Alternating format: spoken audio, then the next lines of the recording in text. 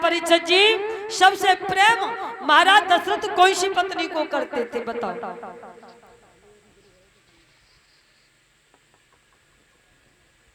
केकई को सबसे ज्यादा अधिक प्रेम केकई को करते थे।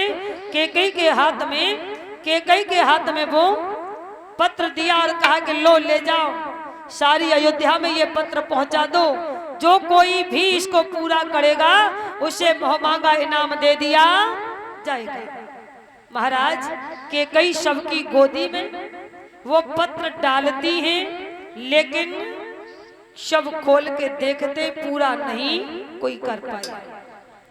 एक एक करके सारी अयोध्या में वो पत्र गया, लेकिन किसी ने पूरा नहीं किया।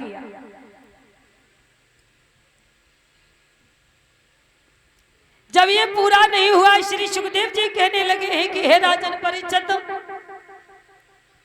केकई लौट के दशरथ के पास आई हैं और उधर लंका के राजा रावण को पता लग गया कि मेरा काल पैदा हो गया। महाराज रावण ने बहुत उपाय किए, कौशल्या को पहले ही काट के बक्से में बंद करके नदी में बहा दिया था, लेकिन होई सोई राम रच राखा। ईश्वर ने जो लिखा है, जिस समय पर तुम्हारी मौत आएगी वो घड़ी कभी टल नहीं पाएगी। महाराज दशरथ को जब पता लगा है, श्री सुखदेव जी समझाते हुए बोले हैं कि हे राजन परीक्षित, उधर रावण को पता लगा कि मेरा काल पैदा हो गया। रावण कौड़ी का रूप धारण करके आकर के अयोध्या में महाराज दशरथ के दरवाजे पर बैठ गया। जैसे ही केकई की नजर गई, सीधी चली गई। महाराज दशरथ को वो पत्र दिया, प्रभु ये पत्र मैंने सबको दिया, लेकिन पूरा किसी ने नहीं किया। जब ये कहा कि पूरा किसी ने नहीं किया, महाराज कोई रह तो नहीं गया कि कैसे कहा? दशरथ ने बोला नहीं महाराज, दरवाजे पर एक कोड़ी और रह गया है, दरवाजे पर एक कोड़ी और रह गया है। जब ये कहा, महाराज देरी नहीं हुई, दशरथ ने कहा जाओ केकई उस कोड़ी को भी ये पत्र देना और कहना कि कोड़ी भैया आप इसको पूरा कर दोगे तो आपको मोहमांगा इनाम दे दिया जाएगा। व्यास नंदन श्री सुखदेव जी समझाते हुए बोले हैं कि हे राजन परीक्षित, इधर केकई जब कोड़ी के पास पहुंची और कही कोड़ी भैया मैं आपको ये पत्र लेकर के आई हूँ और इस पत्र को आप पूरा कर दोगे तो आपको मोहमांगा इनाम दे दिया जाएगा। तब केकई ने कहा, रावण ने कोड़ी के भेष में कहा, केकई माँ मैं तुमसे जो बात कहूंगा वो बताओ, किसी को नहीं बताओगी? बोला क्या? मैं इसे पूरा तो कर दूंगा, लेकिन माँ मेरी एक शर्त है। बोला शर्त क्या है? रावण ने कोड़ी के भेष में कहा कि कई माँ मेरी शर्त एक है, खाओ मेरी सौगंध, मरते दम तक कभी महाराज दशरथ को भी नहीं बताओगी तो मैं तुम्हें बताऊंगा। तब केकई ने कहा कि कोड़ी भैया मैं तेरी सौगंध खा के कहती हूँ, तेरे सर पर हाथ रख के कहती हूँ, तुम जो कहोगे मैं मरते दम तक कभी महाराज दशरथ को ये बात नहीं बताऊंगी। बताओ बात क्या है? तब कोड़ी के भेष में रावण ने कहा कि हे केकई माँ मैं तुम्हें कोड़ी दिखाई दे रहा हूँ, कोड़ी नहीं हूँ। कोड़ी नहीं हूँ फिर कौन हो? जवाब दिया मैं लंका का राजा रावण हूँ, लंका का राजा रावण हूँ। मेरी केकई माँ जिस समय राम बड़े हो जाएं और इनका विवाह हो जाए, महाराज राज तिलक की तैयारियां चल रही हों, तो केकई माँ 14 वर्ष का राम को वनवास मांग लेना और भरत के लिए गद्दी मांग लेना। क्यों माँ? अगर राम राजा बन गए तो वन को नहीं जाएंगे, और जब वन को नहीं जाएंगे तो सीता हरण नहीं होगा, और सीता हरण नहीं होगा तो फिर मेरा मरण नहीं होगा।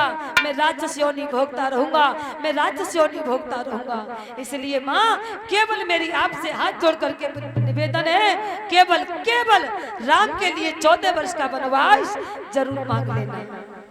कैकेयी ने कहा भैया मैं तेरी सौगंध खा के कहती हूँ ये मरते दम तक महाराज दशरथ को कभी बात नहीं बताऊंगी। श्री सुखदेव जी कहने लगे कि हे राजन परीक्षित यही हुआ। कैकेयी ने वो पत्र निकाल करके रावण को दिया, इसे पूरा तो कर दो। राका अक्षर महाराज दशरथ ने पहले बना के भेजा था, पीछे से रावण ने उसे मां और लगा दिया। अब दोनों को मिलाकर क्या हो गया? राम। महाराज वो पत्र लेकर के कैकेयी दशरथ के पास आई और कही महाराज लो ये शब्द कोड़ी भैया ने पूरा कर दिया है। दशरथ ने ऐलान कर दिया बुलाओ उस कोड़ी को, बुलाओ उस कोड़ी को, हम मांगा इनाम देंगे। कैकेयी भाग करके दरवाजे पर आई तो न तो कोड़ी है न कोई और दिखाई दे रहा है। महाराज वहां कोई दिखाई नहीं दिया। लौट करके कैकेयी महाराज दशरथ के पास पहुंची, पिया वहां कोई नहीं है, वहां कोई नहीं है। जो इसके बाद ये हुआ महाराज गुरु वशिष्ठ विष्ठा में सबको बुलाया गया तो देखिए जो रावण लिख के गया वही विद्वानों का, ब्राह्मणों का, वशिष्ठ का शब्द आकाश शब्द से और पत्रा वही कह रही है जो रावण लिख के गया। महाराज वशिष्ठ ने भगवान जो कौशल्या के पुत्र हैं श्री राम उनका नाम राम रखा और जो कैकेयी के पुत्र उनका नाम भरत रखा और जो सुमित्रा के दो पुत्र हैं उनका नाम शत्रुघ्न और लक्ष्मण जी रखा। बोलिए आनंद कंद भगवान की। महाराज चारों भाई बड़े आनंद से घर में रह रहे हैं और उधर श्री सुखदेव जी समझाते हुए बोले हैं कि हे राजन परीक्षित ताड़ का नाम की राक्षसी देवताओं को यज्ञ हवन तप नहीं करने देते। विश्वामित्र आजमगढ़ में कुटिया पर भगवान का भजन करते हैं लेकिन ताड़ का नाम की राक्षसी हवन को रोक देती है। विश्वामित्र को पता लगा कि मर्यादा पुरुषोत्तम राम का जन्म हो गया। वहां से चले महाराज दशरथ के पास आए। महाराज दशरथ ने देखा, ओहो आइए आइए गुरुदेव आइए, बहुत बहुत स्वागत है आपका, सम्मान है, घर में एक नहीं चार चार बेटा पैदा हुए हैं। विश्वामित्र ने कहा राम दशरथ हमको पहले ही पता है आपके घर में भगवान का अवतार हो चुका है इसीलिए हम आए। महाराज दशरथ अब आप हमको इसलिए कहते भगवान इतना मोटापा का हुए कोई तो तरस रो जाए बॉडी बनावे ताए और कोई तरस रहे हो जा बॉडी घटावे ताए। परीक्षित दुखी बॉडी बढ़ावे ताए और यज्ञपति दुखी बॉडी ही घटावे ताए।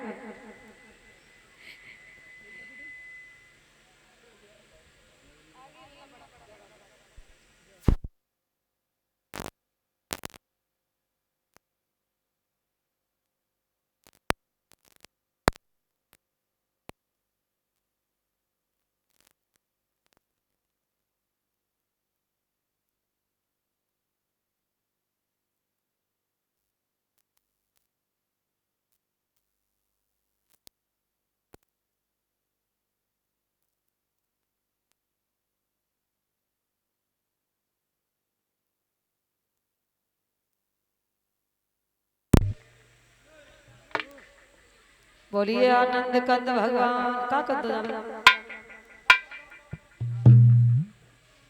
बोलिए आनंद कंद भगवान की, वृंदावन बिहारी लाल की। आइए एक लाइन का कीर्तन उसके बाद आगे की कथा सभी माता बहना ताली बजा करके गाएं।